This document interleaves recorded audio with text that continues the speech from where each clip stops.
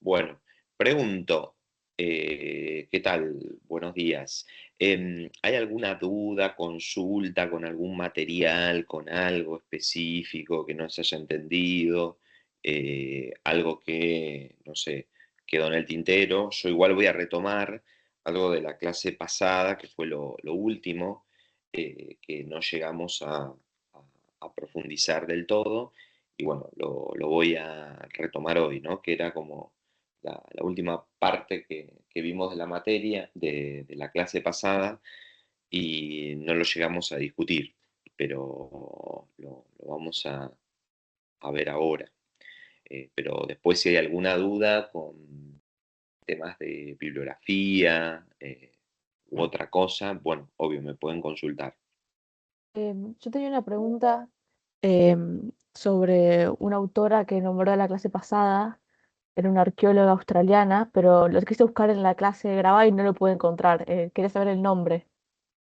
Sí, vos fuiste la que me mandó el mail que no te Sí, respondí. no ¿Viste? pasa Yo nada, mismo me expongo que no estoy la vida misma. Se no llama pasa nada, no pasa Lynn, nada. Lynn, que se escribe Lynn, se escribe L-I-Y-N-N y Sí, separado Meskel. ¿Cómo suena? Meskel. M-E-S-K-E-L-L. Lynn perfecto, Meskel. Esa es la autora. perfecto. Igual les puedo eh, pasar algún libro o algo, si ustedes necesitan. Está bien, así después ya la busco. Gracias, profe. No, por favor. No, Lynn Meskel es interesante leerla por lo que decíamos la clase pasada, por el ámbito de los estudios de la cultura material, específicamente el tema de materialidad que estuvimos viendo, y por el otro lado unas cuestiones que ella profundiza sobre la cuestión de patrimonio. Chiquis, porfa, ¿pueden apagar el micrófono quien no lo esté usando para preguntar o lo que sea? Bueno, entonces, ¿alguna otra consulta más con respecto a esto? ¿No?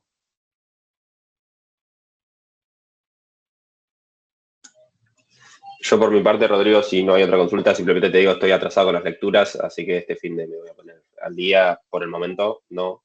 Pero bueno. Sí, nada, no pasa nada. Igual también las clases tienen que ver un poco con, eh, eh, ¿cómo es? Con los gustos personales, y con gustos personales me refiero a que puedan ver qué tema de investigación van a trabajar ustedes, ¿no? No sé, me imagino que por ahí hay algunos que, una comunidad muy restringida y es lo que permite, por no ejemplo, sé, eso después igual lo vamos a trabajar. ¿Hay alguna otra consulta? No, esperen que estoy buscando, no sé por qué me pone esto. Ahí está. Bueno. Entonces, vayamos ahora directamente, si no hay más preguntas, a la clase. Bueno, en el encuentro pasado nosotros habíamos trabajado con, y ahora ya hago compartir pantalla, pantalla completa, junto esto, y se tendría que ver, mm, están viendo mi pantalla completa, cualquier cosa, avisen, Sí, estamos viéndolo. Sí, profe. buenísimo. Entonces, teníamos de la clase pasada, yo había quedado por aquí, había dado algo de esta mujer, Maristeles Vampa, pero yo una cosita que quería retomar es algo que planteaba Almudena Hernando, que nos va a servir sobre todo para ese concepto que, bueno, que apareció antes de lo previsto, que es el de poshistoria. Porque en ese trabajo que nosotros les dimos dos textos diferentes o dos capítulos de dos libros distintos de esta autora, de Almudena Hernando, El que nos interesaba para la clase pasada tenía que ver con este del libro La corriente de la historia. Y ahí lo que pudimos ver, que algo de esto ustedes estuvieron trabajando con Analía, es este tema de, en un primer momento, desde la perspectiva de la identidad y ver qué agentes intervenían en este proceso, en esta dicotomía de oralidad-escritura. Y ella parte en su primer trabajo, que es el que lleva el título y que además también hace referencia a un campo de estudio, que son los estudios de identidad, pero desde la arqueología, y cómo podemos abordar esto básicamente desde lo que se llaman estudios de la cultura material. Sobre este punto hay mucha bibliografía, en arqueología hay bastante que se ha trabajado, y además de esto, eh, por ejemplo, la autora que yo mencionaba, que la compañera consultaba, Lynn Meskel, tiene eh, una producción importante, sobre todo en su primera etapa como investigadora asociada a los estudios de género y como arqueóloga vinculada a la cultura material. El libro que era La fantasía de la individualidad de 2012 es el que discutieron junto a Analía, sobre todo para ver esta dicotomía oralidad-escritura y a la vez partir de los autores, algunos más clásicos, otros no tanto, como la hipótesis de Walter Onck y las discusiones que se plantean en torno a una oralidad primaria o las sociedades con oralidad primaria que Almudena en este trabajo la llama de cazadores-recolectores. Esa primera parte de su indagación estaría contenida en esa obra. Luego ella plantea, en cuanto al desarrollo de la escritura, siguiendo a los autores que son también conocidos, no digo por todo el mundo, pero que podemos hacernos eco de algunos de los trabajos de estos investigadores, eh, que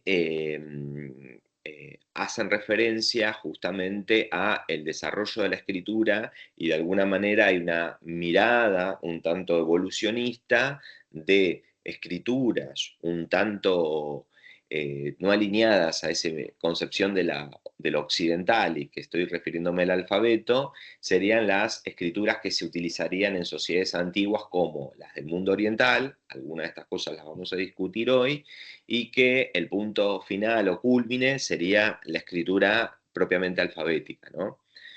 Y por último, que es lo que nos interesa acá, que es el concepto de poshistoria, que estaría conectado con la propuesta de Maristeles Vampa, en esa noción de antropoceno, de capitaloceno, que es esta idea de poshistoria.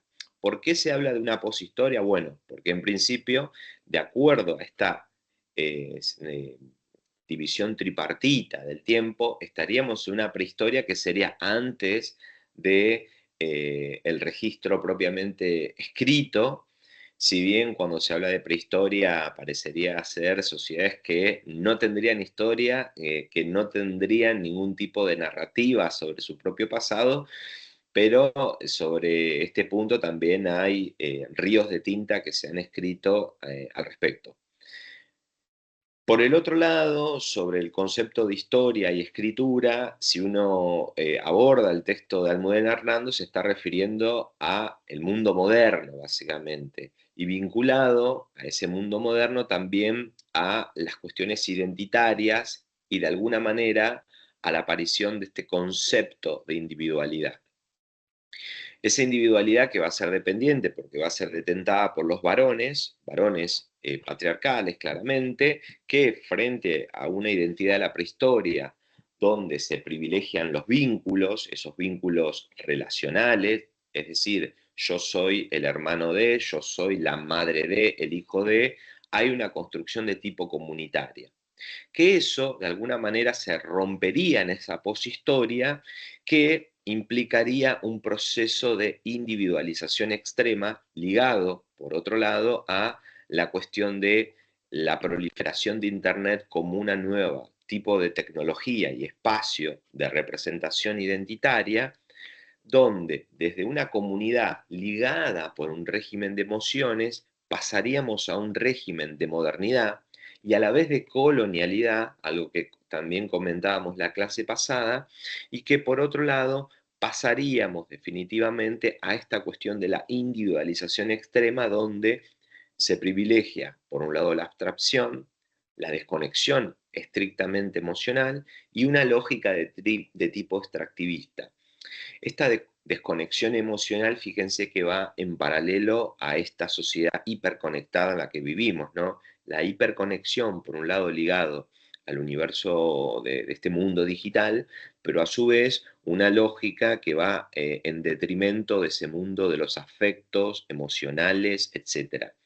Algo que en relación a uno de los autores que yo mencionaba, ¿no? Daniel Miller, que en ese libro que se llama Materialidad, y en trabajos posteriores de él sobre el uso del smartphone, él plantea esta cuestión de la desconexión también emocional que está ligada a que el teléfono pasó a ser nuestro lugar de referencia, ¿no? Nuestro eje en la vida, y que la separación implicaría una ruptura identitaria que es interesante analizar porque le hemos otorgado tanto poder al mundo de las redes que justamente no es estrictamente, es únicamente al objeto celular, sino a esa nueva espacialidad que se configura en el terreno de lo digital, que avanzo un chiquitín más, y si después quieren podemos volver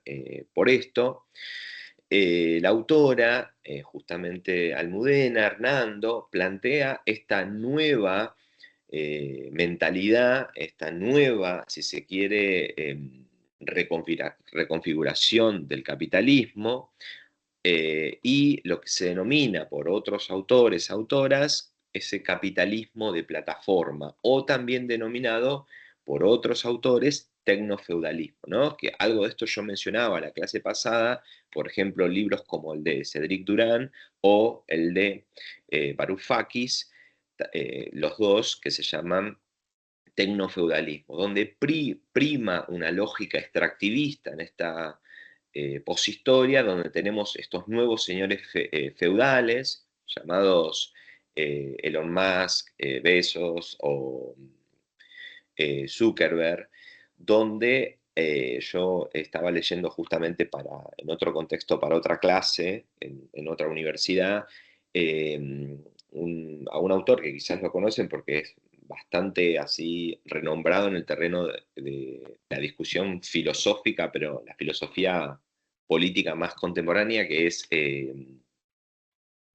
Bifo Berardi, ¿no? Que es como un intelectual que anda por todos los espacios ahí como discutiendo cosas que pasan en este ámbito de la poshistoria, y en un texto que él tiene bastante reciente, que se llama Pensar después de Gaza, habla de estas lógicas extractivistas, pero del hipercolonialismo que se configura ahí, y de lo que algunos autores, entre ellos él, habla del semiocapitalismo, ¿no? Que en este mundo digital configura un nuevo tipo de identidad hiperindividualizada, donde prima el egoísmo, pero también habla del brutalismo político. Y que estos señores feudales de la actualidad, donde nos extraen la renta de manera eh, constante, y independientemente de cualquier lógica de explotación, ¿no? Solamente tenemos que scrollear y navegar por las redes, y lo que plantea justamente es esta cuestión del brutalismo político, que ahora ya no se necesitan golpes de Estado como se daban en los años 70 u 80 en distintos lugares del Cono Sur o en otros espacios, sino que ahora, a partir de este mundo digital, es más fácil controlar y le permite a algunas figuras que son outsiders de la política hacerse con ese poder.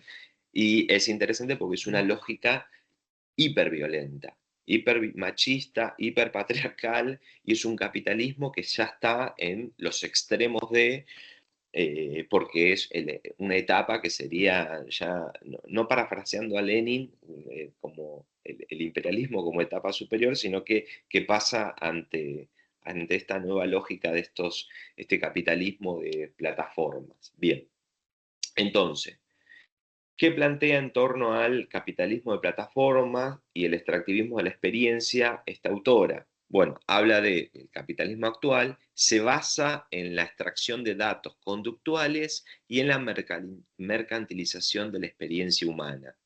Ante eso, lo que yo acabo de mencionar es sobre hipercolonialismo y semiocapitalismo. Por el otro lado, la individualidad dependiente y el patriarcado, que es propia de la modernidad en este contexto de la poshistoria, esto se hace todavía más extremo porque la violencia es todavía mayor, ¿no?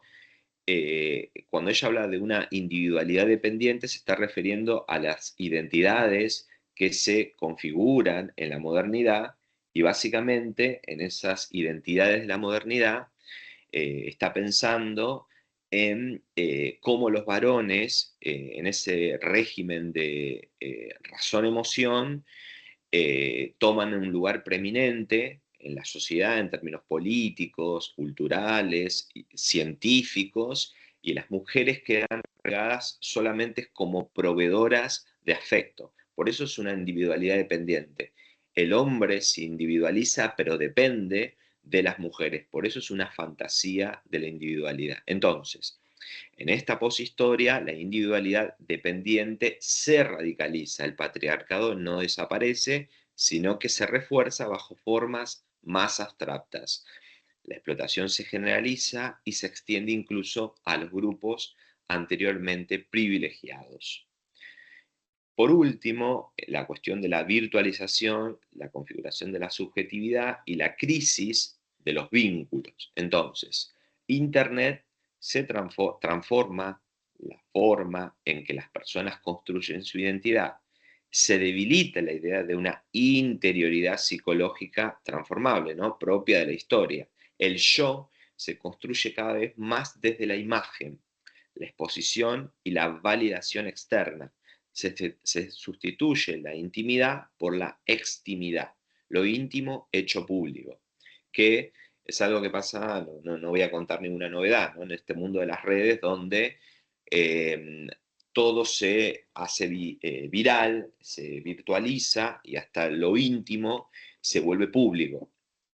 Y yo creo que también hay un mundo en este terreno de las redes para privilegiar ese espacio casi eterno de la felicidad, ¿no? Lo que se muestra siempre es estar contento y feliz. No hay espacio para estar angustiado, para plantear problemas, sino que lo que la sociedad te exige es en esta sociedad dopamínica, ¿no? Al extremo, se necesita estar siempre feliz e hiperconectado. Bien, eso sería como el último punto de los que vimos de esta unidad 1 introductoria, que van a ser un poco los lentes con los que vamos a mirar nuestras problemáticas, tanto del mundo oriental como clásico, ¿no? Y después, para establecer un contrapunto en la última unidad, en el terreno de lo estrictamente historiográfico. Por el otro lado, además de lo historiográfico, es cómo se enseña esta historia de la antigüedad o cómo se la aprende también en el ámbito medio y en otros espacios digitales. Bien, si no hay consulta sobre esto, yo avanzo un chiquitín con, me voy a la clase estrictamente de hoy. Bueno, vamos a la clase 3 entonces. Entonces, hoy comenzaríamos con nuestra clase 3 y también comenzaríamos con nuestra unidad número 2. Perdón, 2, no 1 como puse ahí. Entonces, fíjense que en todas las unidades que tenemos y en estas dos específicas que van a ser por un lado de las sociedades de Oriente y por otro lado del mundo clásico, vamos a tener 5 puntos, que los vamos a trabajar cada uno en los encuentros que vayamos teniendo, particularmente tanto para el mundo oriental como para el mundo clásico. Los 2 últimos puntos que refieren a esos agentes de la educación, por un lado la niñez, algo de esto ya lo estuvieron trabajando en el primer encuentro con Analía, y por el otro lado el específico sobre las mujeres, lo van a, en mi caso, lo vamos a dar en una misma clase. Entonces ahí después ustedes fíjense qué cosas quieren trabajar en particular para el mundo oriental o para el mundo clásico, que estén referidas, por ejemplo, a ese tipo de agentes o a otros tópicos del mismo programa, ¿no? Entonces, ahora nos vamos a detener en este primer punto, que ahora lo voy a desglosar y lo voy a discutir junto a ustedes. Bien. Entonces, primer punto, educación, oralidad y escritura. Fíjense que aquí tenemos en primer término el concepto de niveles de acceso a la escritura y por el otro lado la noción de alfabetización, pero específicamente en el mundo de las sociedades antiguas llamadas de Oriente. Y el tipo de alfabetización que vamos a ver en particular, o los niveles con los cuales nos vamos a encontrar, es un enfoque que se propone desde arriba. ¿Por qué?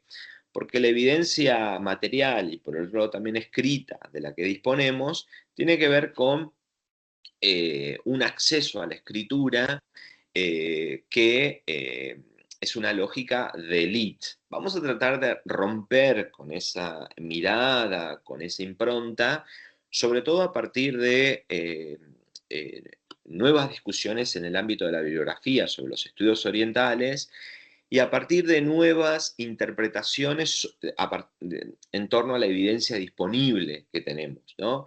Sobre todo, un dato que ya me estoy auto-espoleando en la clase, uno cree que la escritura, como acceso al conocimiento, a la sabiduría en el mundo antiguo, en líneas generales, pero en el oriental en particular, es que, bueno, te permite acceder a escribir textos elevados y manejarlo, esos textos elevados, como la epopeya de Gilgamesh, o, no sé, el descenso de Inanna al inframundo, o Atrahasis.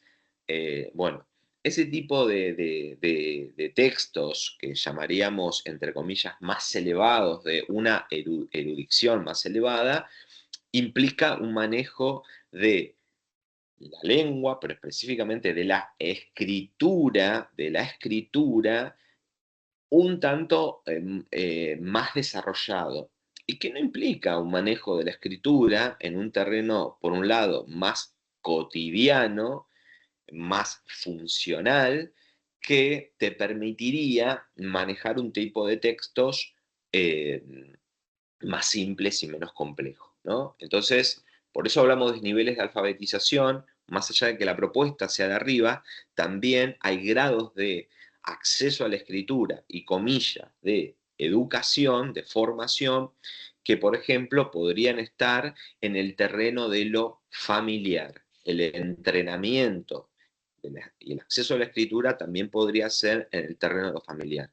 Y que no sería algo exclusivo, al menos en el caso de Oriente, de los varones. También tendríamos mujeres que escribirían.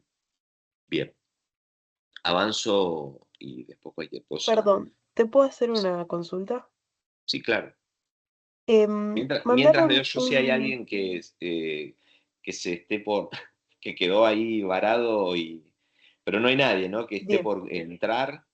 Si ustedes lo ven, porfis. Bueno, pero haceme la pregunta. Sí, te quería consultar porque mandaron un libro completo en inglés sobre infancias. Me Ujú. interesó, pero no sé si hay una selección específica de capítulos o lo mandaron completo como para que uno después se fije. Sí, ese libro lo subió Analía, porque, bueno, Analía tiene un proyecto de investigación ligado al estudio de las infancias, sobre todo en el mundo clásico, y es quien maneja mejor esa bibliografía sobre el mundo clásico y sobre el tópico de las infancias, el acceso a la educación. Obviamente que la bibliografía está ahí para que ustedes se vayan familiarizando y si quieren tener contacto con ello, obviamente pueden acceder. Eso por un lado. Por otro, vayan siguiendo las lecturas que se proponen en el cronograma y en el campus. Obviamente tenemos un programa que es la parte más eh, legal en términos de que, bueno, eso es lo que está ahí. Pero a la vez el cronograma nos ajusta a las lecturas. Ustedes van a tener, si piden, obviamente, bibliografía ampliatoria, otro tipo de textos que vayan a profundizar otros temas. Por ejemplo, el que me preguntaron de Meskel, yo puedo dejar bibliografía de Meskel, pero la voy a dejar como textos ampliatorios, no obligatorios. Y ese libro de las infancias en el mundo antiguo es para ir viendo algo que trabajaron junto a Analía en el primer encuentro, pero que lo van a profundizar después cuando vayan al mundo oriental y al mundo clásico. Y además, Analía específicamente subió una clase dedicada al tema de las infancias o la infancia, ¿no? Discutir el concepto de infancia. No sé si respondí la pregunta No, o sí, había algo sí, más. buenísimo. No, no, no, perfecto. Y no sé si te puedo consultar una cosita más. Obvio. Sí, sí, para eso estoy. Em, Interrumpan todo lo que sea necesario porque interrumpan, pero en el sentido positivo, ¿no? Porque hay un feedback. Bien.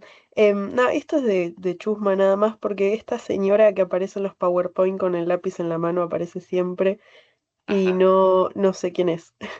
Ah, no, no, no, no, no, es un escriba, una Ah, ok. escriba, por eso lo puse a propósito. No, no, no tiene nombre y apellido, que está en un Bien, relieve junto a otro, y yo la recorté a propósito para ponerlo acá. bien, Profe, yo perfecto. tengo una Gracias. pregunta. Sí, Dos. Cuando sí. nos referimos a sociedades antiguas de Oriente, específicamente, ¿de qué sociedades estamos hablando?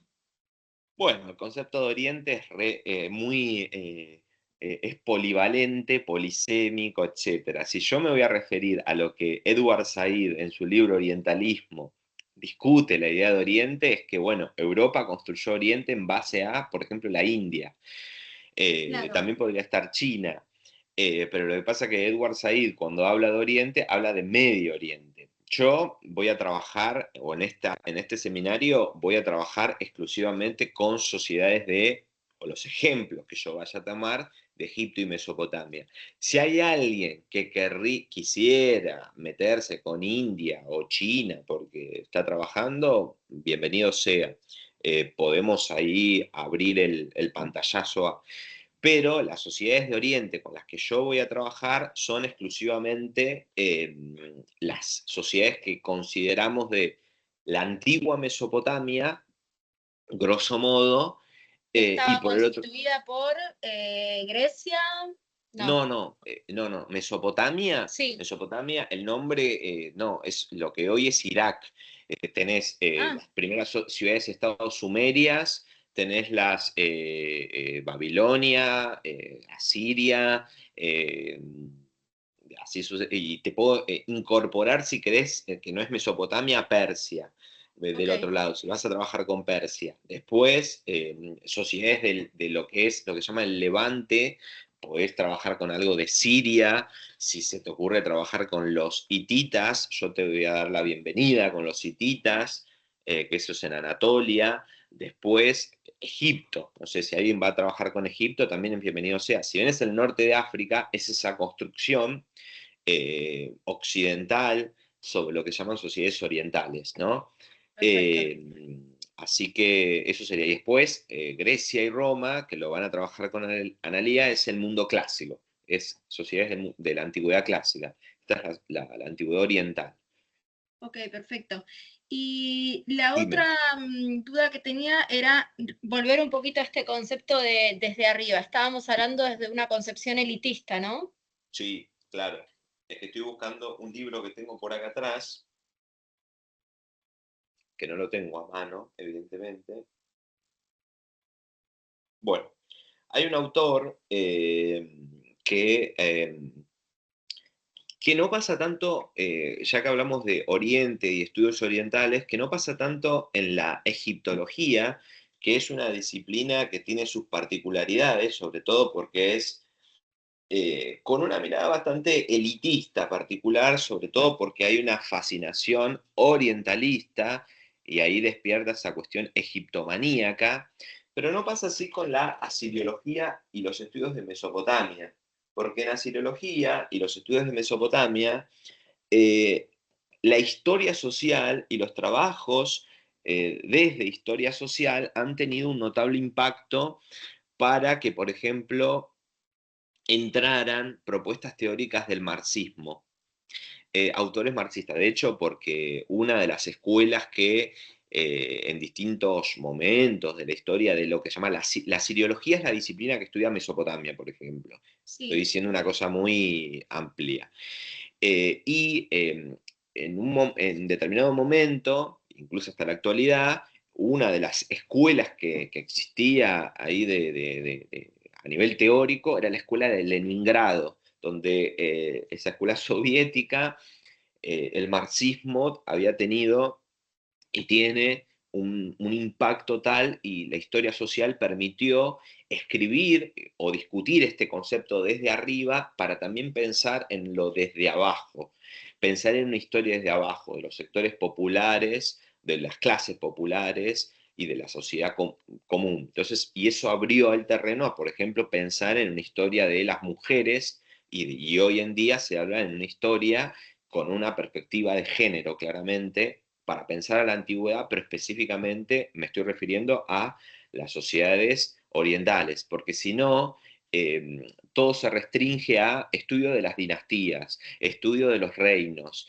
Entonces es una historia muy restringida a cosas muy puntuales. Es una historia política, como dirían algunos autores, entre ellos uno que se llama Seth Richardson, una historia política desde arriba, pero una historia política que es una historia de las dinastías únicamente. Entonces, eso es lo desde arriba, ¿no? Que es una visión clasista. Claro. Espectacular. Muchísimas gracias. No, por favor. Perfecto. Me estoy adelantando un poco quizás con el tema, pero a mí para el proyecto final me gustaría trabajar algo relacionado con China antigua. ¿Sería posible eso? Sí, sí, sí, obvio. Sí, te lo corrijo yo, te doy una orientación en lo que puedo y lo que vamos viendo no sé, consulto que haya. ¿Vos trabajás con China ya en Sí, algo? sí. Buenísimo, buenísimo. Si trabajás con China, mejor, mejor. Me va a servir a mí y bueno, nos va a servir a todos y todas que alguien trabaje con China. Y después vamos a hacer como un aviso parroquial, no ahora, porque tenemos unas jornadas con Analía, que son las de materialidad y textualidad, así que más que invitados, invitadas a participar, pueden participar en calidad de estudiantes, claramente, y bueno, sería buenísimo que por ahí puedan algo de este seminario, volcarlo en esa jornada. Después les hacemos el aviso parroquial. Bien. Buenísimo, gracias. No, por favor. Entonces, bibliografía. Voy a adelantarme un chiquitín, porque si no, no voy a llegar. Tenemos a estos 4 autores que no me voy a detener ahora porque los voy a presentar en detalle. Profe, te quería hacer una Dígame, pregunta acá, Eugenia. ¿cómo no?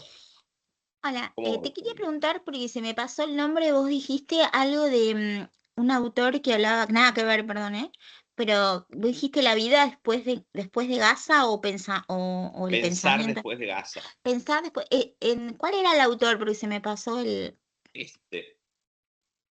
Bifo Ah, Berardi. Berardi. Ah, perfecto, perdón, Berardi. porque se me pasó el autor y me interesaba. No, sí, Pensar después de Gaza. Ah, Se bueno, llama. gracias. Está bueno. Bueno, tienen estos autores que ahora voy a entrar a discutir de qué van, pero si uno traza una línea en común entre los cuatro, estamos hablando de la escritura.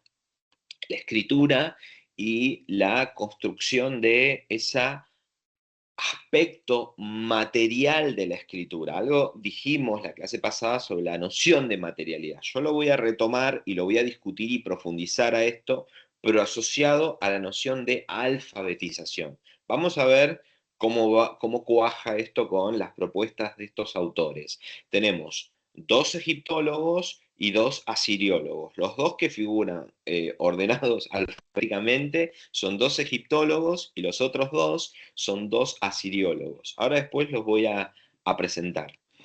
Bien, primera cuestión que vamos a tener en cuenta. Si yo les muestro esto es un ejercicio que hago en varios seminarios, pero lo hice en otro anterior, es en pensar la escritura y la escritura en el mundo egipcio a partir de un objeto que todos y todas conocemos, como es la piedra Rosetta, ¿no? Esta es la piedra Rosetta.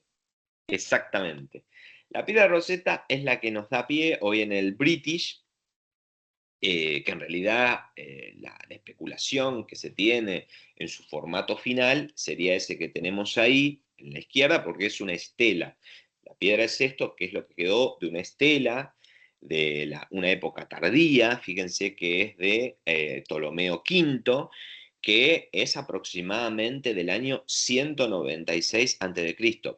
Para la historia que llamamos estrictamente egipcia, faraónica, esto nos queda muy tardío, muy tardío. Son siglo II antes de Cristo, pero básicamente estamos a un paso ya de el fin de la historia independiente de ese Egipto, ¿no?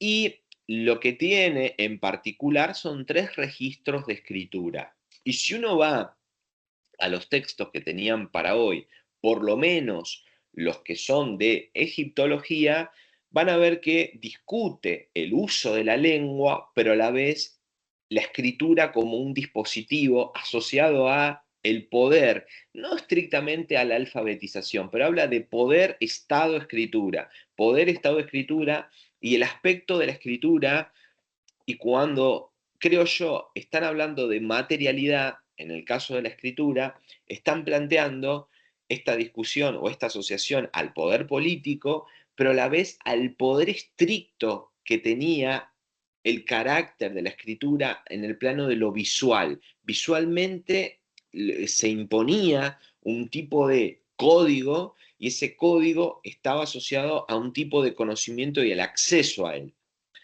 Lo que ocurre con este tipo de textos, sobre todo en las épocas más tardías, tanto de Egipto como de toda la zona del cercano oriente o próximo oriente, es que empiezan a hacerse en varias lenguas y en varios sistemas de escritura. El griego era evidente para los ptolomeos porque eran hablantes de griego, ¿no? Eran hijos de la tradición alejandrina del imperio macedonio que quedó en la región, en Egipto, ¿no? Entonces el griego como último elemento, que es una escritura, una lengua indoeuropea, y por el otro lado, además de una lengua indoeuropea, con un tipo de escritura que es alfabética.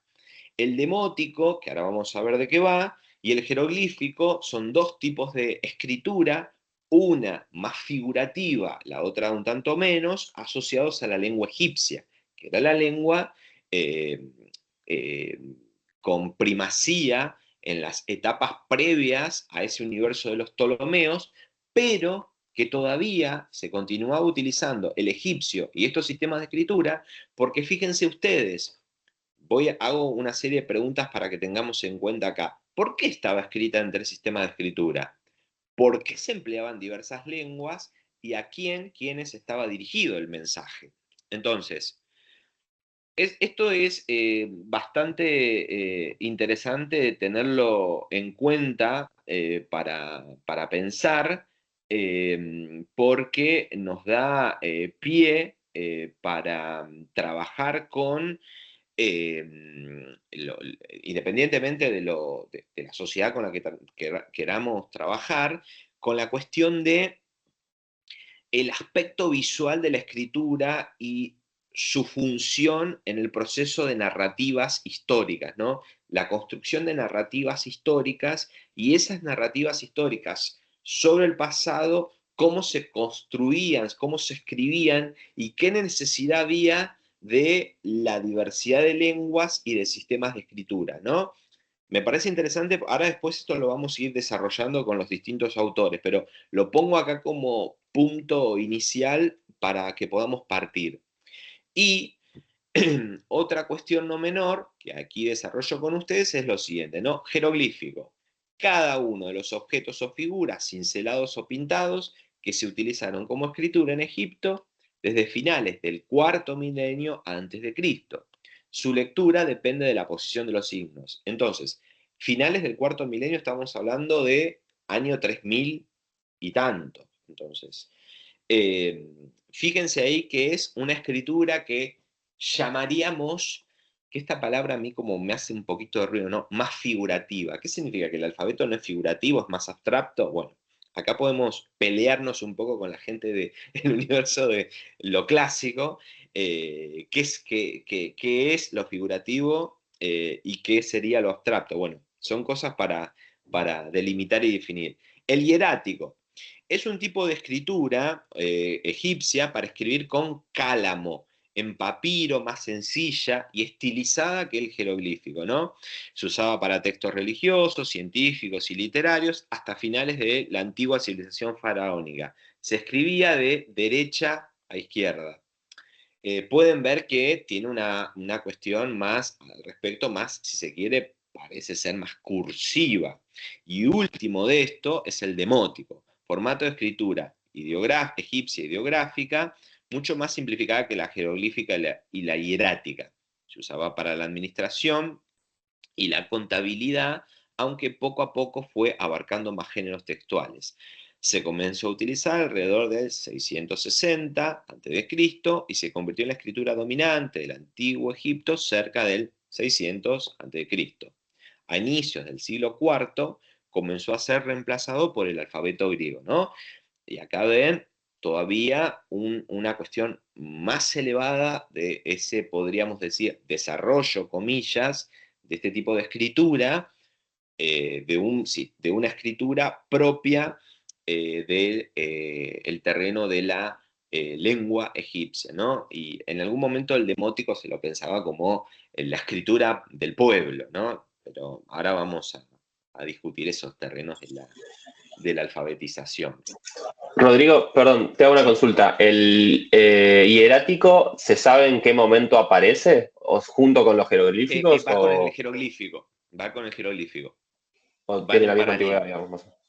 Sí, es un chiquitín más tardío, un chiquitín más tardío. Está en el texto de Baines, esto bien explicitado, pero van en paralelo. Los jeroglíficos son el tipo de escritura jeroglífica es la más inicial de todas. Perfecto, gracias. Bien, no, por favor. Entonces, por el otro lado tenemos esta hermosa formación rocosa que esperemos que, bueno, en Estados Unidos estamos viendo que recula en chancletas, ¿no? Se imaginarán en qué país está. Esta estructura rocosa está en el actual Irán, es esta inscripción que estoy mostrando aquí, es esta otra que estoy mostrando por aquí, que esto es una representación de cómo se habría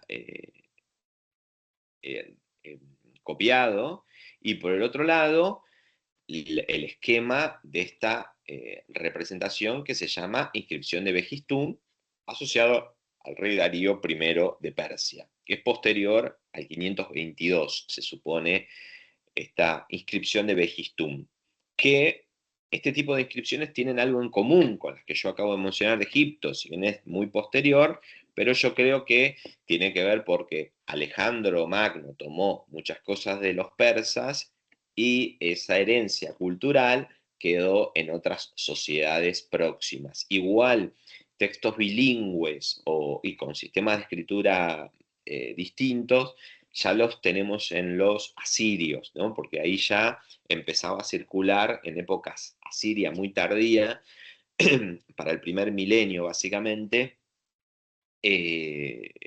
además de la escritura propiamente cuneiforme, el alfabeto. Entonces, vamos a tener este texto que tiene 3 lenguas, pero un mismo sistema de escritura. Es distinto a lo que tenemos en la Piedra Roseta, donde teníamos 3 sistemas de escritura y 2 lenguas. Acá tenemos 3 lenguas y un mismo sistema de escritura.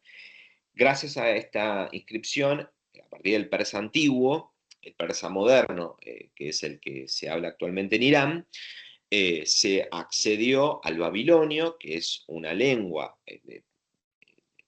semítica, y por otro lado el elamita, que es un aislado lingüístico que no tiene pariente, no es pariente de ninguno, pero era una lengua, el elamita, de Irán, de la región de Irán, que se vienen haciendo muchos trabajos sobre el elamita, hace bastante ya se vienen haciendo, pero hay varios en la última década que fueron como apareciendo mucho de manera más prominente. Sobre todo lo que se llama, así como existe la siriología, si bien este tipo de estudios estarían dentro de la siriología, algunos lo llaman la iranología, que es como algo específico de lo que serían los estudios de Irán.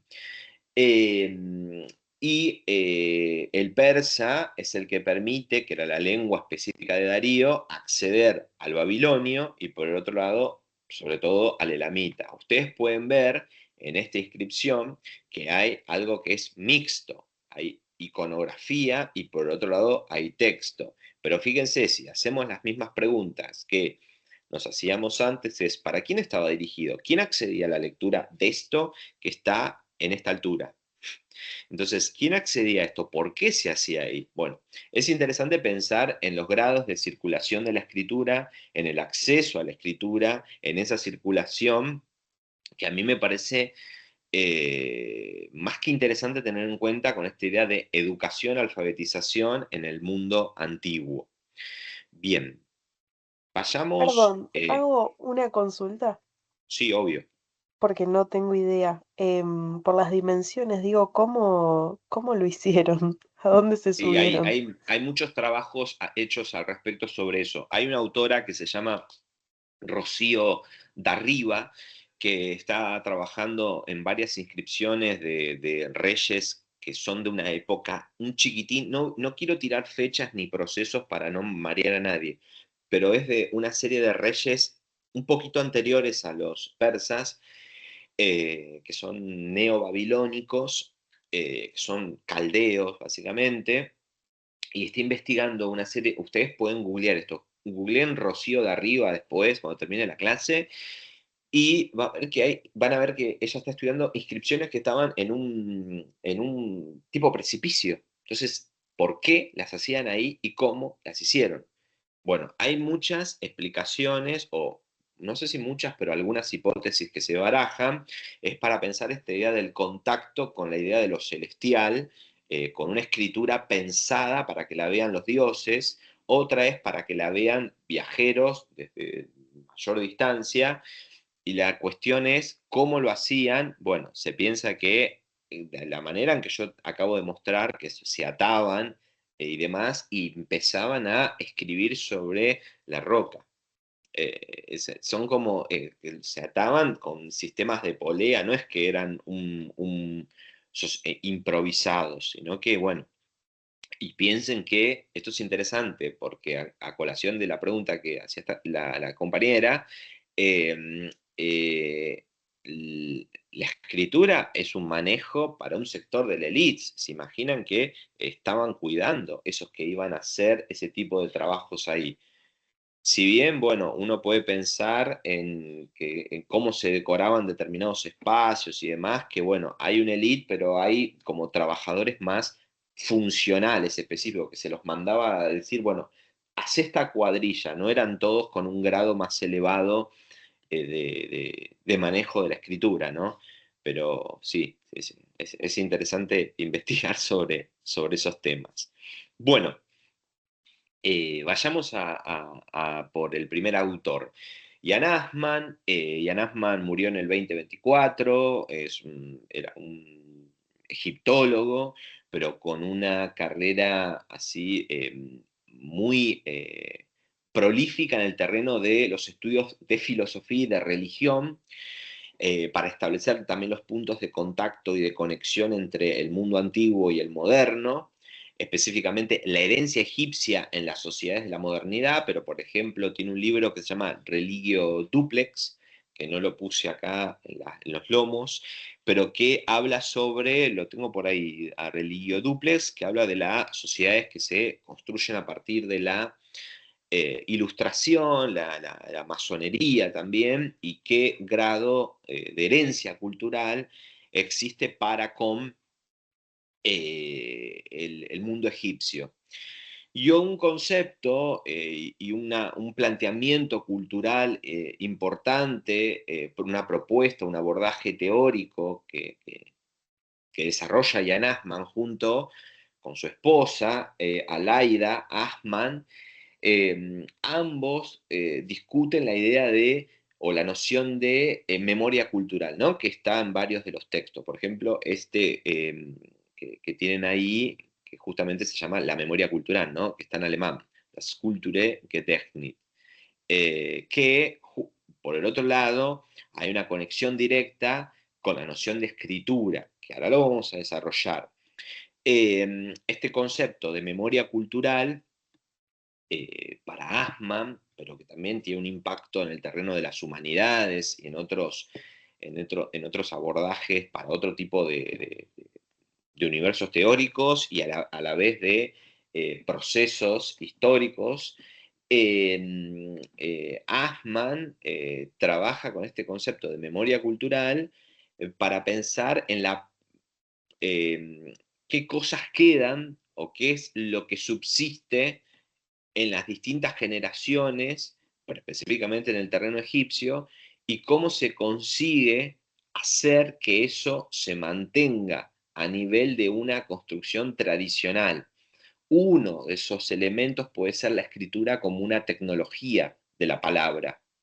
Entonces ahí hay discusiones sobre el proceso de archivado, borrado de esa memoria, y esa memoria cultural, no me voy a detener en este concepto porque excede a los límites exclusivos del seminario, pero puedo dar bibliografía de este autor, y que es interesante, que es diferente a otro tipo de construcciones o definiciones de memoria que él discute en torno a la psicología, la filosofía, no sé, dialoga con Freud, después dialoga con otros autores sobre el concepto de memoria, etcétera, que está interesante indagar, sobre todo en algunos trabajos como este que tiene una traducción al castellano de esta editorial, bueno, esta es de Prometeo, pero es Lidmot Prometeo, es un librito que recomiendo tener por todos los capítulos son como inspiradores de ideas para trabajos diversos, ¿no? La dinámica de oralidad-escritura, cómo prevalece esta cuestión de, por un lado, la oralidad en lo performático de lo ritual, pero bueno, la escritura es necesaria para este tipo de sociedades, sobre todo de lo que llamamos mundo oriental, o Egipto y Mesopotamia, porque vamos a encontrar, y esto sí me gustaría señalarlo como un contrapunto con el terreno de lo clásico, o si se quiere, con una de las etapas del mundo clásico, que es lo que un poco van a dialogar dos de los autores que tenemos hoy, dos de los autores que tenemos para hoy, pero van a dialogar y establecer un contrapunto con lo clásico, es pensar que Grecia es el punto final del desarrollo cultural, y el sistema de escritura alfabético es el grado más elevado del conocimiento. Y es un poco dos de los autores que tenemos hoy, uno es John Baines y el otro es Piotr Michałowski, que después vamos a ver, discuten esta idea. Bueno, pasamos ahora a este texto en particular, que está dentro de una compilación mayor, que la traducción al castellano de esa compilación mayor es materialidades de la comunicación, pero ahí se detiene en este concepto de la materialidad del signo. Y ahí dialoga con la semiótica y de qué manera podemos pensar en el signo lingüístico, en la idea de signo lingüístico, y cómo podemos esto trasladarlo al terreno de lo egipcio. Hay una autora que yo para el seminario este no lo di, no lo estoy dando claramente, pero puede ser leída, que trabaja con el desarrollo de la escritura egipcia en Egipto en particular, y establece una serie de paralelos con otros universos y sociedades, que se llama Orly Goldwasser. Se escribe Goldwasser con doble S. Orly con Y, Goldwasser, cuya tesis doctoral es discutir el concepto de metáfora e ícono en clave de Jared Pierce, pero aplicarlo al universo de la sociedad egipcia, del sistema de escritura egipcio. Es muy interesante la tesis. Hay algunas discusiones que se pueden establecer en paralelo a la propuesta de la autora, pero no deja de ser algo refrescante para el ámbito de estos estudios que a veces adolecen de abordajes teóricos y discusiones teóricas. Bien, ¿preguntas? No, no hay preguntas. Bueno, vamos al señor Ahman. Parte de esta pregunta: ¿de qué manera la escritura jeroglífica egipcia excede la función de representar el lenguaje y se vincula material y simbólicamente con el mundo, lo sagrado y la permanencia? Son muchas cosas. La idea de permanencia tiene que ver con la memoria cultural. Lo sagrado porque justamente, además, Ian Ahman es un estudioso, era, mejor dicho, un estudioso de la religión, pero lo que le interesa es cómo se encarna la escritura en el mundo. Y ahí lo que resulta interesante es justamente plantear un punto de ruptura con los sistemas de escritura, o cómo se lo ve desde la actualidad, solamente desde un aspecto lingüístico, porque a él le interesa otros aspectos. Por eso va a ir por la cuestión semántica, pero también por la cuestión material. Yo no estoy del todo de acuerdo con el concepto de materialidad que está trabajando él ahí en ese texto, porque para él material es la expresión, la idea de materialidad que está trabajando es la expresión material directa. Y la materialidad, como al menos planteo yo, y la bibliografía que algunas se las di para pensar y discutir, puede estar en la idea de lo preconsciente, en lo que no se plasma, hasta en lo preconcebido, no tiene que ser justamente lo que está a los ojos o a la mano, ¿no? Como diríamos en un terreno más fenomenológico. Bien, entonces, él plantea, y esto me parece interesante, que el sistema de escritura jeroglífico es multimedial. ¿Por qué? Porque el jeroglífico, por un lado, como idea en sí, plantea una escritura, pero a la vez una imagen. Por otro lado, está la idea del monumento y la idea de espacio. ¿Qué significa esto? Que uno no puede separar a la imagen del texto. Por eso algunos autores, sobre todo para el caso egipcio, hablan de textos, imágenes. Textos, imágenes.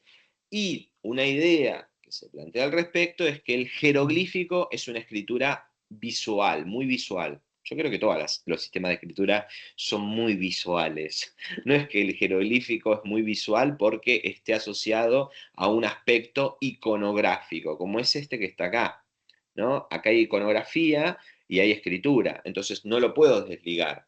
Pero él va a establecer un contrapunto con lo que ocurre, por un lado con el demótico y por el otro lado con el hierático, porque no ocurre lo mismo en ese aspecto. Acá sí está integrado el jeroglífico al monumento y por el otro lado al espacio. Y ahora vamos a ver la noción de espacio que discute. Vayamos a algunas hipótesis que trabaja.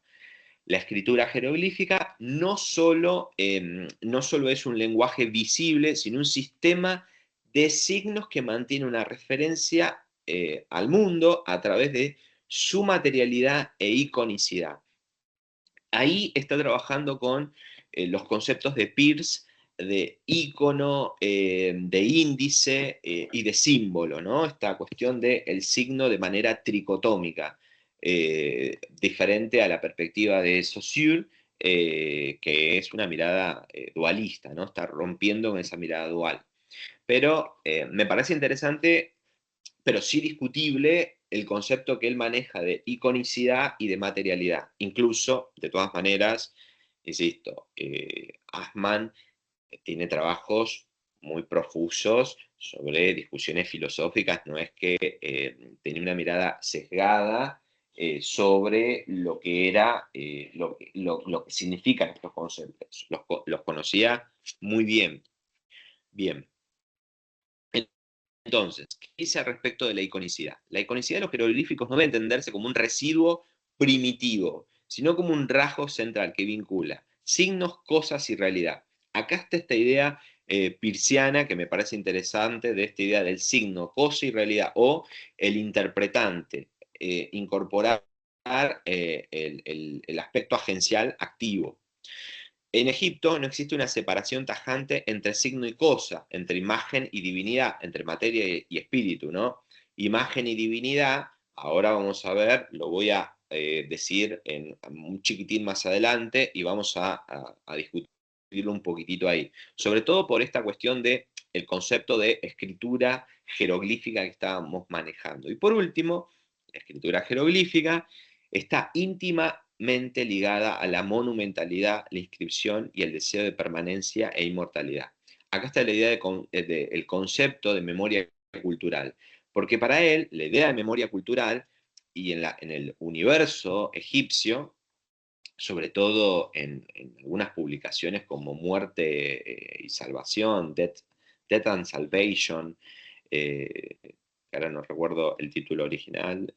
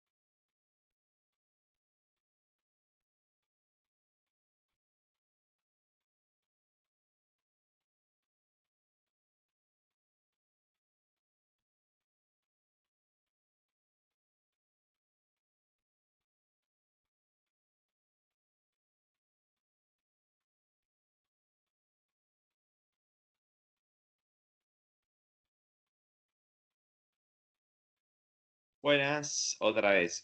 Perdón.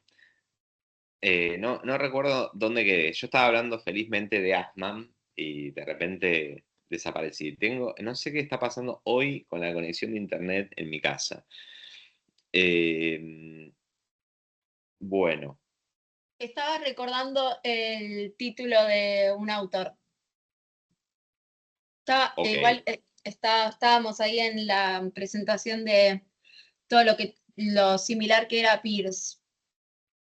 ok. O sea que me quedé hace mucho tiempo. A ver, espera un segundo. 5 minutos máximo. Bueno, espera un segundo. Dios.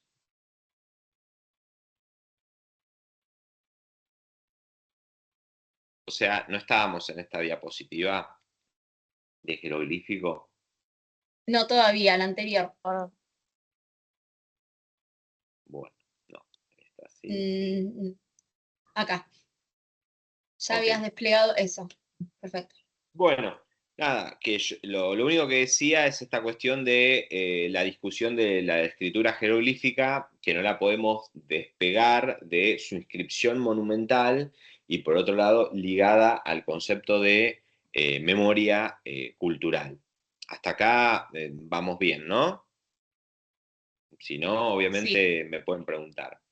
Yo, por otro lado, les decía, no pretendemos en el seminario que sepan ninguna de las lenguas orientales o clásicas que se manejan, sino es una invitación a después estudiarlas y si las están estudiando, las han estudiado, las siguen haciéndolo, mucho mejor.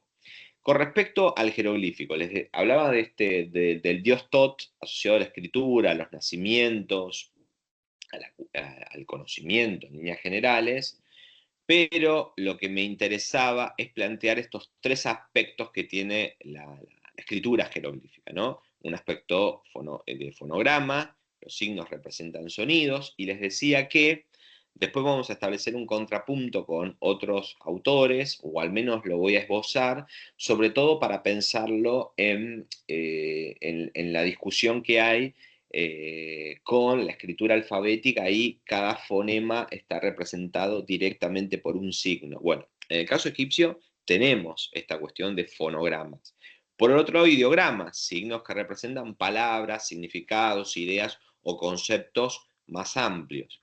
Y por el otro lado, determinativo, que algunos los llaman semagramas o clasificadores semánticos, que nos permiten saber si es un sustantivo, si es una divinidad, si es este es un oficio para hombres, para mujeres, lo que sea. Bien, entonces él establece dos conceptos ahí interesantes, el de semanticidad, que es la función del signo dentro del sistema lingüístico, es decir, su propio significado, pero después habla de la materialidad, forma física del signo, y ahí establece esta conexión que ahí podemos discrepar, pero es interesante el contrapunto que establece, ¿no? Imagen, soporte, ubicación, escala, monumentalidad. Son esa serie de elementos que da en torno al jeroglífico. Entonces, él va a decir que la escritura utilitaria cursiva minimiza ese carácter de materialidad, ¿no? Las que veíamos como, por ejemplo, el demótico. Dice que reduce el carácter de materialidad, porque, insisto, Asman está asociando la materialidad con ese carácter más de tipo de representación exacta del mundo objetual a través de la escritura. Entonces él dice, el jeroglífico sí lo permite. No lo permite de la misma manera la escritura cursiva. Y por otro lado dice que esta escritura jeroglífica, que él la denomina en ese terreno inscripcional, maximiza la presencia material, estética y simbólica. Esta noción de texto-imagen. Bien, entonces, ¿qué dice sobre la oralidad y lo ritual? Bueno, lo siguiente, la inscripción se acerca más a la oralidad ritual que a la escritura cotidiana.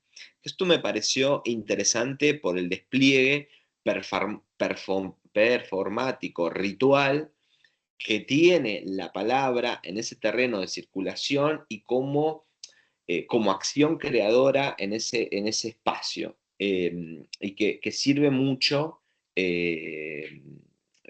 para entender ese terreno de lo más ceremonial que puede tener la escritura, ¿no? Que diferencia esto en estos dos terrenos, ¿no? Lo utilitario y esto inscripcional y práctica religiosa.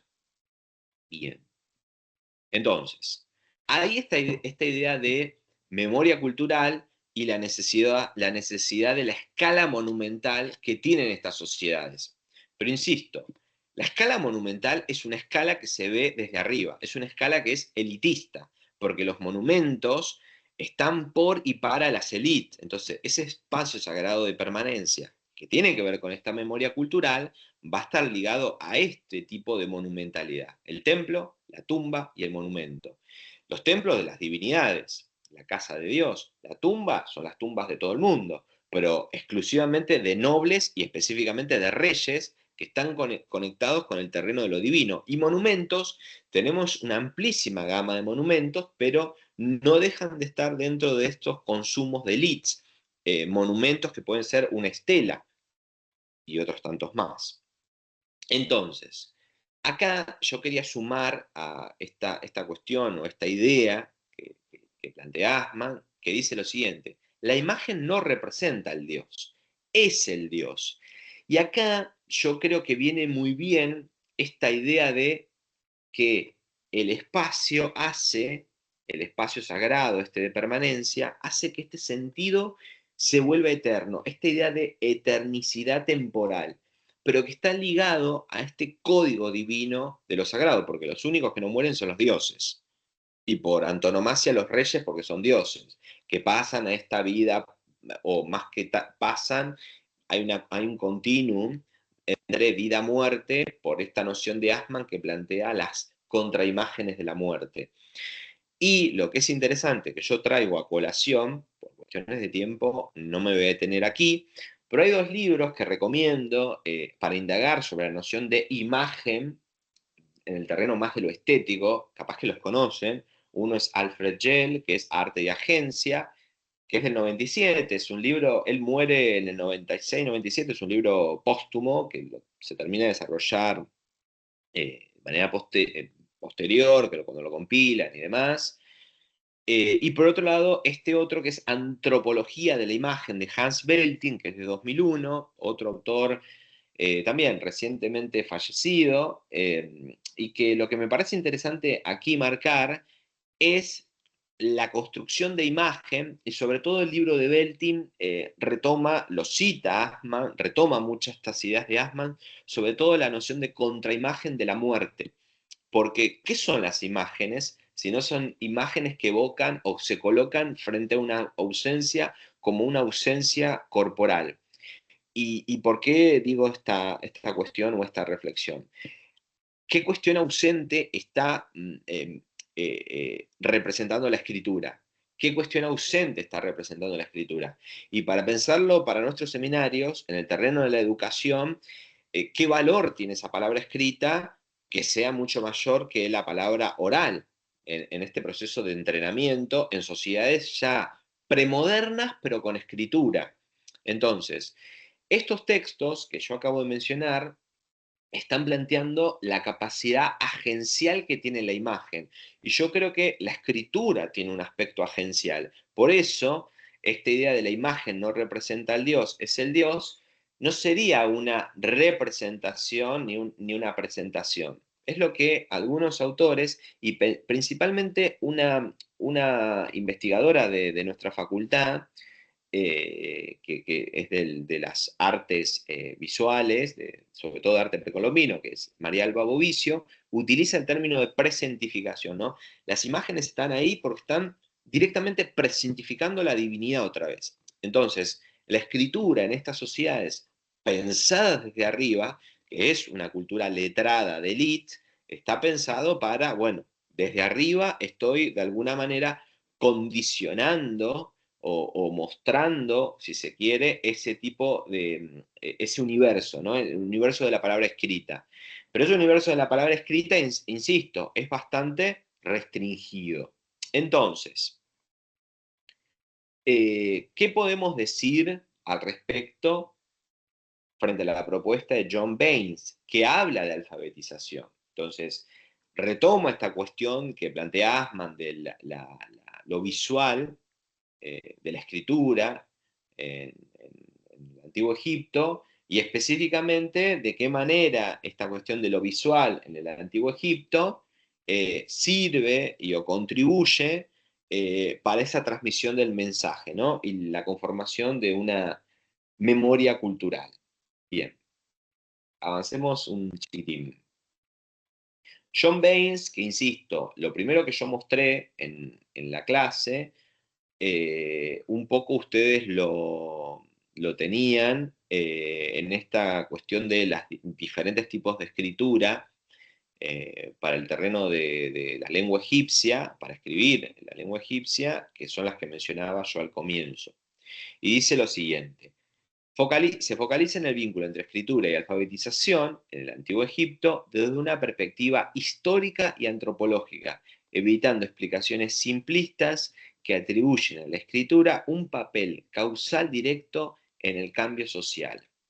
Y ahí, algo interesante que discute, y sobre todo para establecer un contrapunto con el terreno del mundo clásico, y no pensar que el mundo clásico, insisto, y específicamente la Grecia clásica, es el punto final de toda esta reflexión de los sistemas de escrituras. Y se pregunta, como pregunta podemos extraer lo siguiente: ¿qué papel tuvo la escritura en la sociedad egipcia y por qué, pese a su existencia durante más de 3 milenios, no produjo transformaciones radicales comparables a las de la Grecia clásica? Entonces, hay una serie de hipótesis que se barajan en el texto, que son estas 5 que voy a mencionar acá. La escritura, en principio, no fue un agente automático de cambio social, sino una respuesta a necesidades ya existentes. ¿Se entiende acá la lógica? No es una idea de cambio social, no es la escritura y el Estado, ¿no? Que van de la mano, pero no es una cuestión de, porque existe la escritura, tiene que haber este cambio, y así sucesivamente para un desarrollo. La escritura, en este tipo de sociedades, pero específicamente en el terreno egipcio, conserva la tradición. Por eso está monumentalizada, inscripta en monumentos, y por eso hay una cuestión más conservador en este aspecto de la escritura y de la tradición.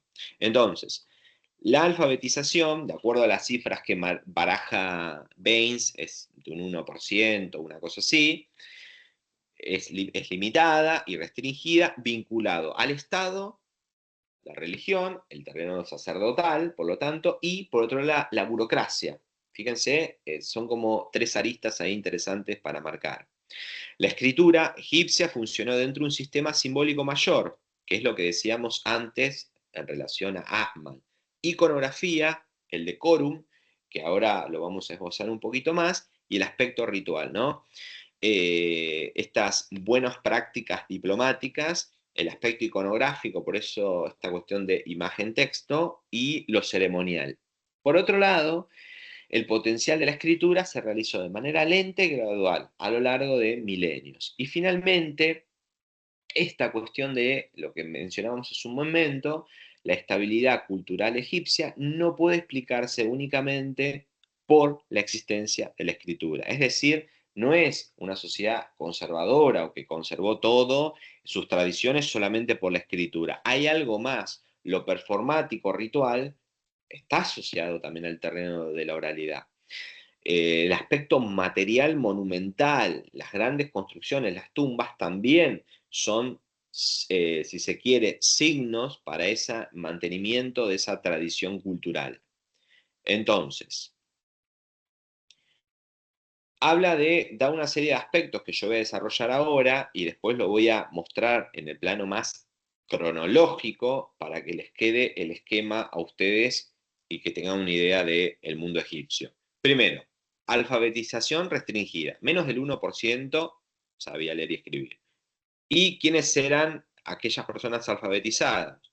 Funcionarios estatales, escribas, sacerdotes.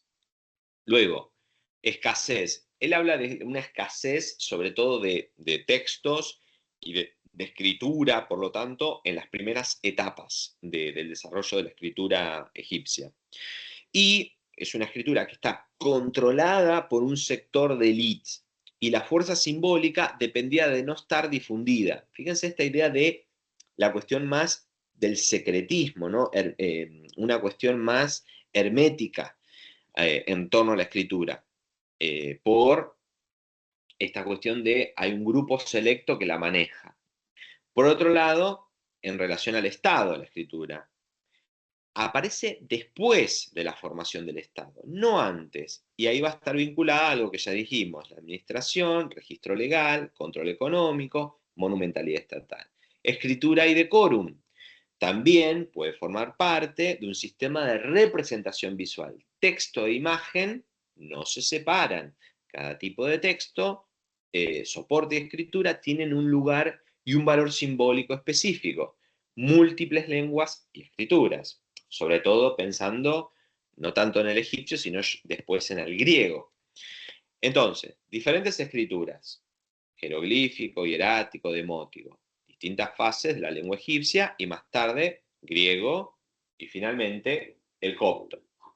Escritura, ley y religión. Escritura que refuerza la autoridad del derecho, y por otro lado hay un valor de preservación ritual y mágico, y los textos religiosos no son canónicos en el sentido bíblico. No hay un canon, no hay una cuestión de escritura y la cuestión bíblica de la escritura sagrada. No existe eso para el terreno de todas las sociedades que vayamos a estudiar, no solamente, al menos en el terreno de las que llamamos, comillas, orientales. Por ahí, para el caso de China, que yo no manejo tanto, ahí sería bueno para discutir qué pasa esta idea con texto canónico, o esta idea del canon para ese tipo de textos, como, no sé, propiamente del confucianismo. Pero se escapa a mi conocimiento eso. Pero sí me interesa esta idea de una cuestión de un sector de élite privilegiada que se arroga y se atribuye el manejo de la escritura, y ese privilegio en esa escritura desde arriba es manejar ese tipo de alfabetización. Pero acá no hay ninguna clasificación, por lo que ven ustedes, de manejo de alfabetización, sino que hay como una cosa más asociado al Estado. Ahora después los otros autores, sobre todo los que discutamos para Mesopotamias, dan algunas puntas al respecto. Bueno, por último, en torno a Baines, y si queda algo en el tintero para Mesopotamia, lo retomamos la clase que viene. No voy a entrar en la cronología de Egipto, después estos lo van a tener en el PPT, pero lo que me interesa es marcar el predinástico y el dinástico. Predinástico es antes de que Egipto sea propiamente un estado unificado de norte a sur, o básicamente el Bajo y el Alto Egipto, como se lo expresaba en términos territoriales, económicos, políticos y también territoriales, propiamente dicho. Que es la concepción egipcia del territorio es dual, el Bajo y el Alto Egipto. Por eso el rey siempre es rey del Alto y el Bajo Egipto. Y ese proceso de unificación del territorio se habría dado en este periodo que, en términos arqueológicos de su cultura material, lo llamamos Nagada III, que tiene una subdivisión que han hecho los arqueólogos, pero hay un momento en particular, que es el Nagada III, uno de ellos, que también se lo conoce como la dinastía cero, cuando se logra unificar todo el territorio. Pero posteriormente la historia egipcia, que son esas que marqué en ese color lila, reino antiguo, reino medio, reino nuevo e imperio, con sus respectivas dinastías, son las que dan cuenta, de alguna manera, de esos procesos de unificación territorial, circundados o atravesados por 3 periodos intermedios que darían cuenta de esa separación y de esa desintegración, descentralización política. Son periodos de fragmentación muy grande, que historiográficamente y desde el terreno de la egiptología se los ha estudiado, pero se les está prestando mayor atención hoy. Pero fíjense que tenemos una división tripartita clásica entre reino antiguo, medio y nuevo, ¿no? Esta idea de unicidad que plantea perdón, esta estructura bien decimonónica, quise decir, de cómo se escribe y se cuenta la historia. Bueno, dicho esto, en ese periodo dinástico, que sería este periodo estatal de estas dinastías egipcias, vamos a tener lo siguiente. Primero, en esa primera etapa, que es la primera que considera Baines, dice, escritura limitada a administración y monumentos. Predomina una función meramente instrumental. No hay textos continuos que sean extensos. Luego, Reino Antiguo, aparición de textos continuos, uso en derecho, religión y los que se llaman textos biográficos, escritura aún escasa y controlada. Por ejemplo, tenemos para ese periodo en terreno religioso lo que se conocen como textos de las pirámides. Posteriormente, Reino Medio, aparición de la literatura propiamente dicha. Es decir, la literatura, hay algunos autores que trabajan con literatura egipcia, ya establecen algunos puntos con el primer periodo intermedio, que es un momento, algunos lo denominan de caos, de convulsión política, porque insisto, los periodos intermedios son de descentralización. Y el Reino Medio sería el momento en el que empezaría a compilarse esa tradición anterior. Y se forma un tipo de canon. De hecho, el anterior autor que teníamos, Jan Assmann, ha trabajado ampliamente sobre esta idea del canon literario. Y la escritura como expresión cultural de élite. Finalmente, en la última etapa, que sería no el tercer periodo intermedio, sino el Reino Nuevo, mayor diversidad de géneros. Aparecen textos con elementos subjetivos, por ejemplo, la poesía amorosa, y primeros indicios de pluralización cultural. Pero esa pluralización, comillas, muchas comillas. Entonces, la escritura ampliaría esa memoria social. Fíjense que son textos o un tipo de tecnología utilizado por un sector restringido que lo que quiere o lo que busca es mantener y forjar una tradición. O sea, no es una educación o una alfabetización en un terreno amplio.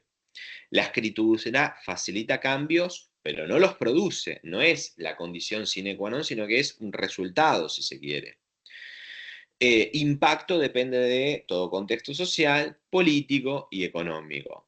Hasta aquí tendríamos esto de lo egipcio, o el terreno estrictamente de lo egipcio, para pensar hoy. Después, la clase que viene, retomaríamos algo de lo egipcio. Digo al menos algunas cositas para pensar Mesopotamia y los autores que un poco incluso mejor conozco. Hay uno de ellos que es Michalowski, que lo venimos trabajando en otros seminarios, pero en este seminario yo quise dar otro texto clásico de este autor, que es este que plantea lo siguiente, ¿no?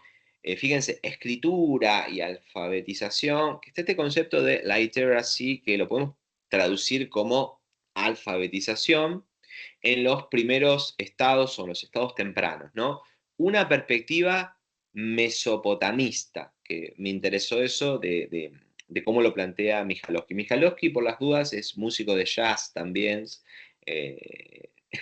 que lo pueden googlear y buscar, pero es un asiriólogo que yo lo recomiendo porque es de lo mejor que hay en asiriología, trabaja con literatura de Mesopotamia, ha trabajado con cuestiones epistolares, más de la cuestión epistolar, del género epistolar en distintos momentos de la historia mesopotámica, pero tiene publicaciones sobre todo sobre literatura. Bien. Vayamos a Michalowski. ¿Qué es lo que plantea? Analiza el surgimiento de la escritura y el terreno de la alfabetización en los primeros estados, con foco en Mesopotamia, para cuestionar modelos evolucionistas y etnocéntricos que han dominado las historias tradicionales de la escritura. ¿Por qué plantea esto? Bueno, voy a la pregunta que se hace. ¿Cómo y para qué surgieron los primeros sistemas de escritura y cómo funciona la alfabetización en los estados tempranos más allá de los mitos sobre progreso, evolución lineal y supremacía alfabética? Acá está discutiendo, medio parecido como John Baines, a esta idea de la alfabetización, la escritura alfabética, como un punto cúlmine de desarrollo cultural, epistémico, etc. Pero lo que es interesante en este texto de Michalowski es que él dice, bueno, la tradición griega, y ahí está refiriéndose a la tradición homérica, en la transmisión cultural, por ahí el factor oral en esa composición y en esa transmisión de textos como Ilíada y Odisea fue fundamental. En el caso de otras culturas como la mesopotámica, el factor preponderante fue el textual. Y ahí los textos, pero específicamente el sistema de escritura, condicionaba mucho esto. Y el sistema de escritura que se desarrolla en Mesopotamia es el cuneiforme. Bien, vayamos a las hipótesis que baraja.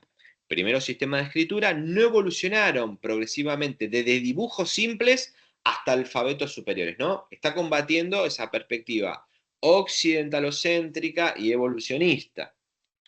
Por otro lado, la escritura fue inventada como sistema completo, en saltos históricos, ¿no? No como resultado de una evolución gradual.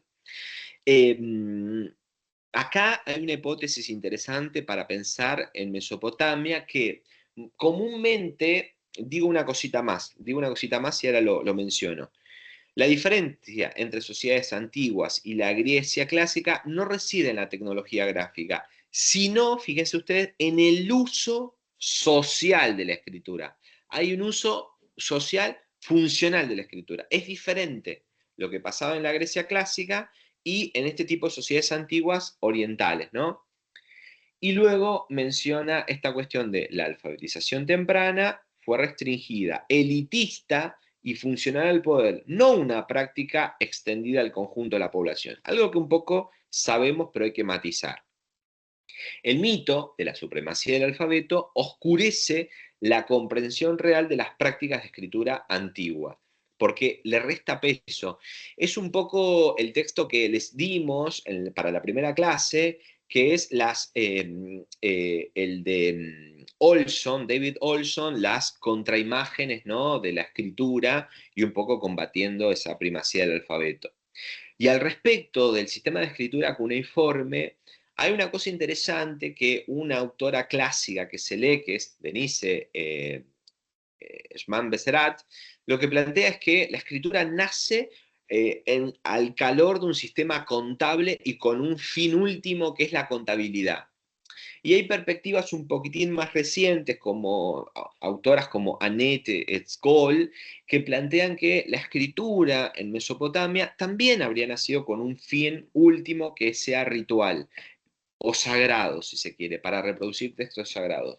Porque esa perspectiva, dice esta autora, es muy de la ilustración, muy iluminista, porque plantea que, bueno, la escritura tenía que tener una funcionalidad práctica y estar asociada a la administración, muy del mundo de la modernidad, a la burocracia y la administración. Por eso, esa hipótesis de esta autora que yo mencionaba, Schman-Besserat, que tiene artículos desde fines de los 70, tiene uno del 77, después en los 80, hay un libro en el 92, otro en el 97, que se llama, es sobre la invención de la escritura en Mesopotamia.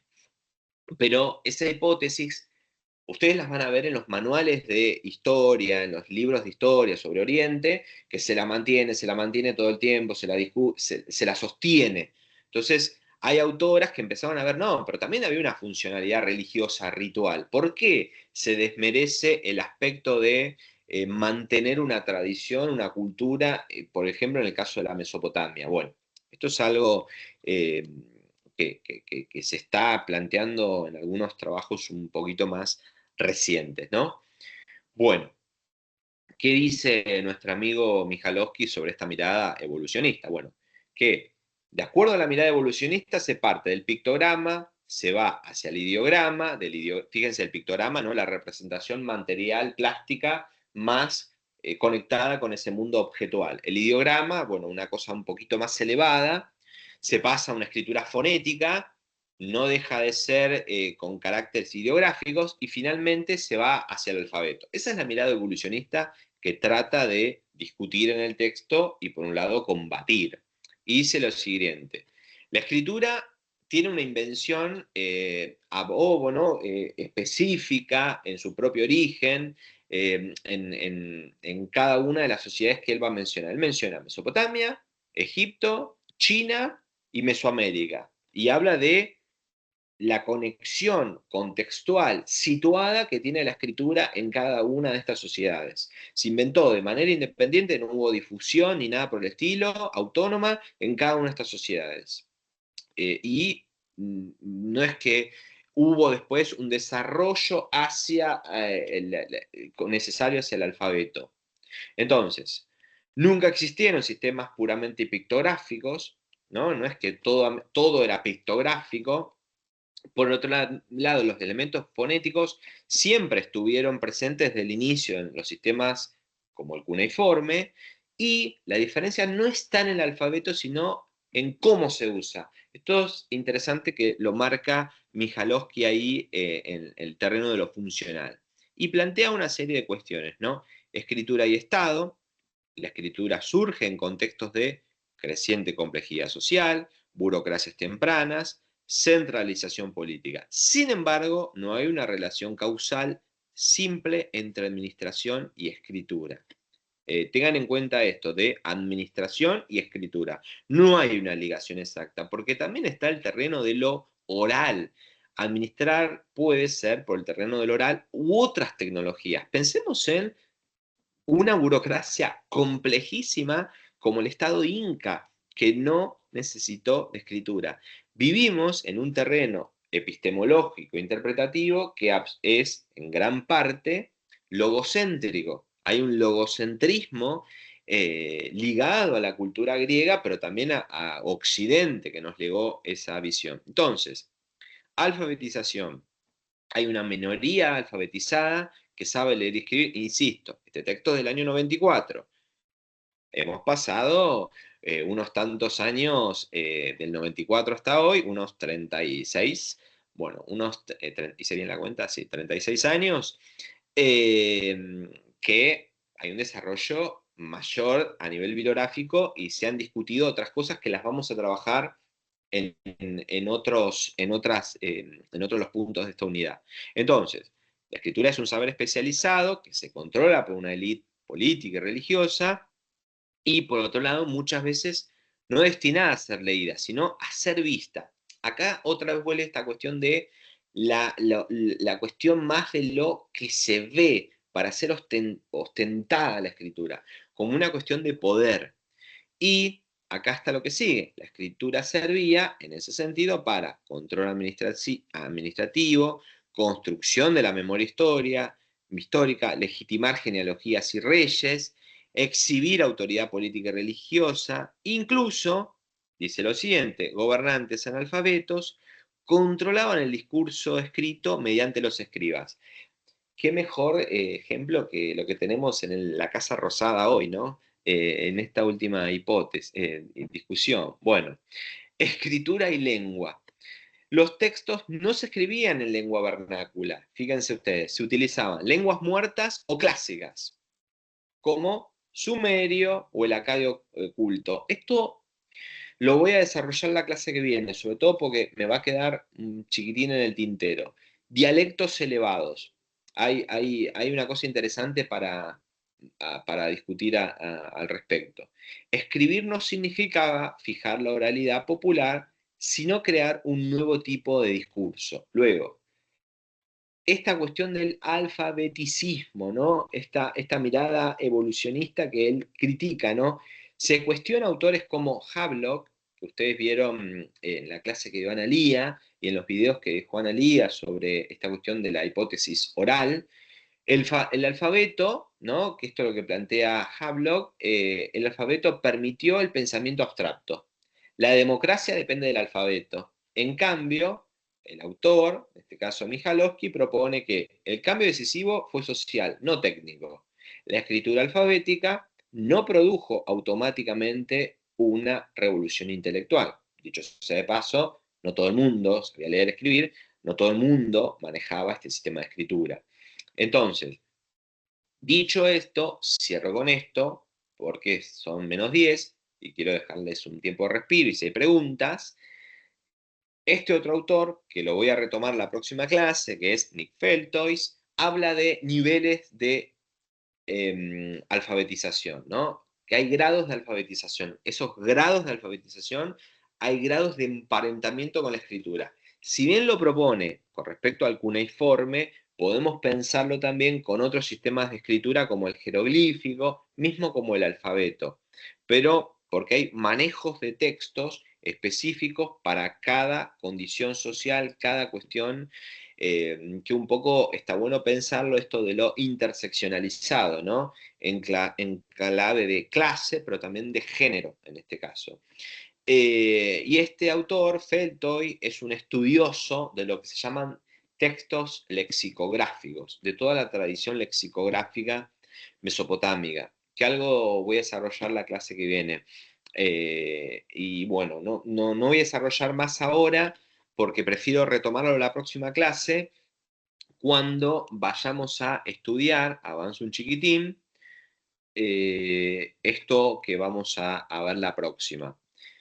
Entonces, próximo sábado, 18/4, vamos a seguir con la unidad 2 y es educación, objetos y espacios, la materialidad de la educación en la antigua oriental, entre el cuneiforme, el jeroglífico y las tecnologías de escritura. Luego, las escuelas de escriba en el Oriente Antiguo, vamos a ver qué es esto de la eduba y la perang egipcia, bibliotecas, archivos y construcción de memoria cultural.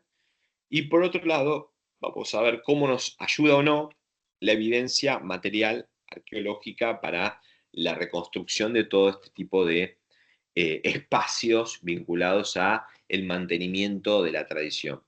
Digo una cosita más y ya en todo caso le cedo la palabra.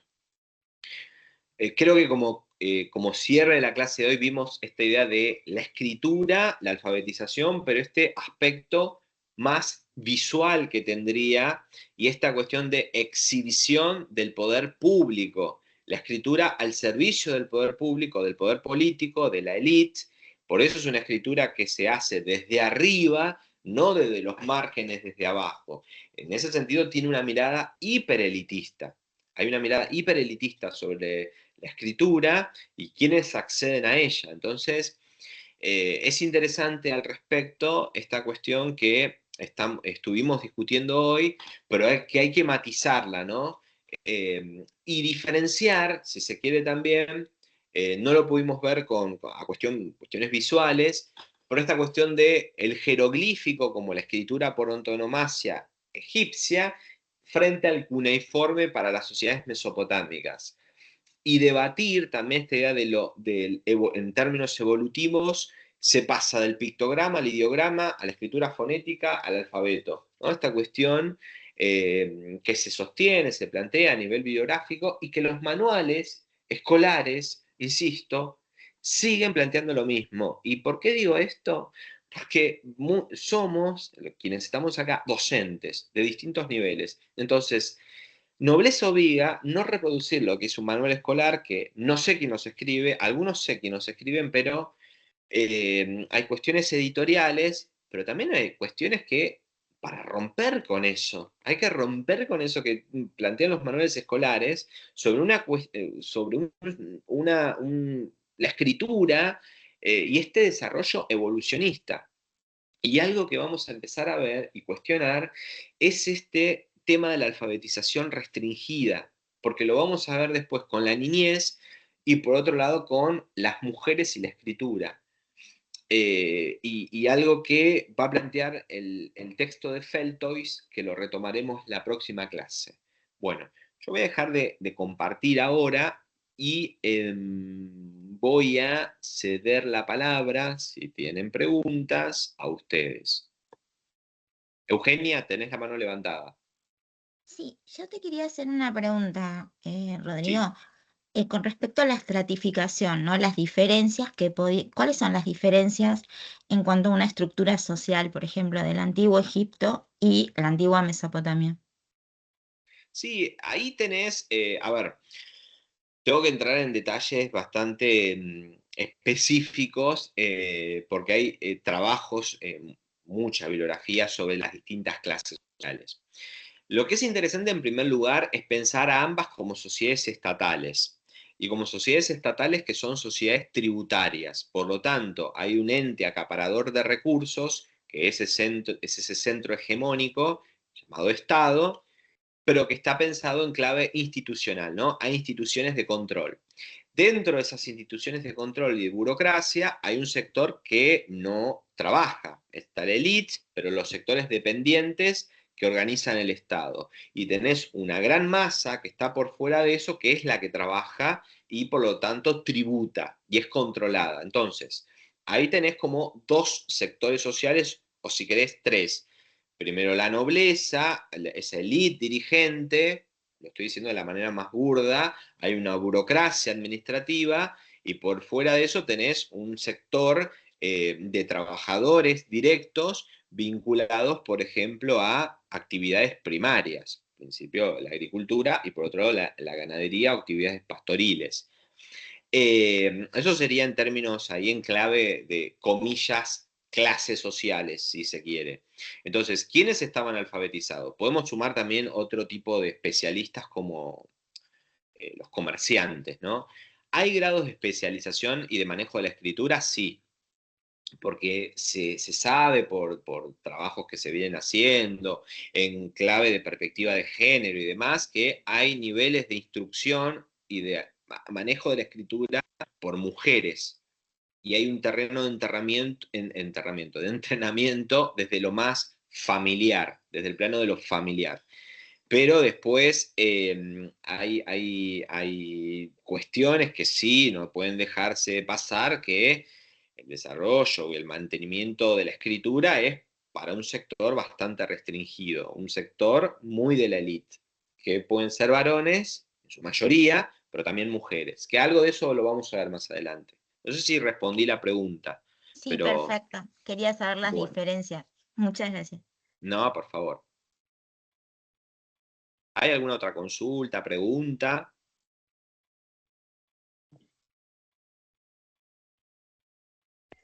Rodrigo, a mí me surgió una duda que, bueno, pensaba evacuarla afuera, pero fuera de la clase, pero ya que estamos te la pregunto, que tiene que ver con todo lo que se extiende en el tiempo, la escritura jeroglífica, ¿no? O sea, como 4 milenios. ¿Sabemos si hay cambios en esos, bueno, no sé si en los ideogramas? Jeroglíficos. Sí, o si al ser una Sí. escritura tan altamente ritual y demás, como que se preserva más allá de que haya variado el... Está buena la pregunta porque hay un texto de Assmann que habla de justamente tradición e innovación. Te voy a pasar, lo voy a subir ese artículo. Si no está, lo voy a escanear. Porque lo tengo. Esto que habla de la escritura. En líneas generales hay una propuesta de análisis, pero obviamente el tipo de jeroglífico que se hacía en las etapas más primeras no es igual, pero hay un mantenimiento del canon estético tradicional. Hay una búsqueda de mantener ese canon, que es, insisto, es escritural, pero hay un canon estético. Y lo estético no lo miremos con los ojos occidentales, sino con una idea de mantenimiento de eso visual, porque lo que trataban de hacer es, insisto, la escritura jeroglífica, que en los monumentos, monumentalizada, estaba tratando de conservar una lógica social, pero también a un sector de la élite que trataba todo de mostrarse como parte de una misma familia. Obviamente que hay planos y planeamientos estéticos que fueron cambiando en el uso de colores, en el tipo de representación entre el reino antiguo, medio, nuevo, que impactó de alguna manera en el tipo de escritura y de cómo se hacía. Entonces ahí ves matices, pero lo que la lógica egipcia, desde el reino nuevo, por ejemplo, que se construyen listas reales para mantener las listas reales es fulano reinó aquí, allá, allá, y todos se presentan como parte de una misma familia y tratan de mostrar un continuum. Pero sí vos podés observar que hay diferencias en ese canon estético entre el reino antiguo, medio, nuevo, y que tuvo un impacto en la escritura, pero no absoluto, absoluto. Pero creo que vendría bien ese texto de Assmann, darlo como aleatorio para para que sirva, ¿no? Perfecto, gracias. No, por favor. ¿Alguna otra consulta, pregunta, gente? Si no, vayamos a disfrutar del sábado que está lindo hoy. No, no llueve ni nada por el estilo y demás. ¿Les parece? Bueno, gente, ha sido un placer. Entonces, como siempre, nos vemos la próxima. Voy a dejar la clase grabada, los materiales y los Gracias, profe. aleatorios. La bibliografía, si hay algo que ustedes quieren, yo lo voy subiendo. Voy a subir ese de Lynn Meskel también que me habían pedido. Sí, ya también lo tienen. ¿Estamos? Muchas gracias. Gracias. Bueno, Muchas gracias. abrazo Gracias, profe. grande. Hasta luego. Gracias, Nos buen vemos. sábado a todos. Chao, Adiós. gracias. semana.